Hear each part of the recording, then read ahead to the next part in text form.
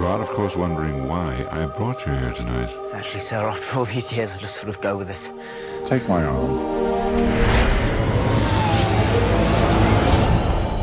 Harry, I'd like you to meet Professor Horace Slughorn.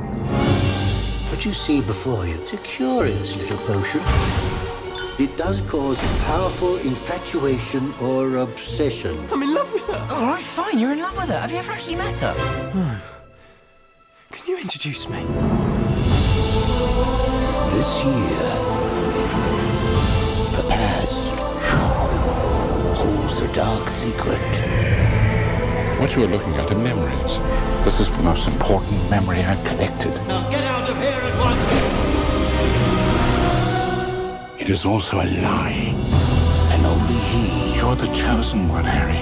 can unlock the truth. Hey, she's only interested in you because she thinks you're the chosen one. But I am the chosen one.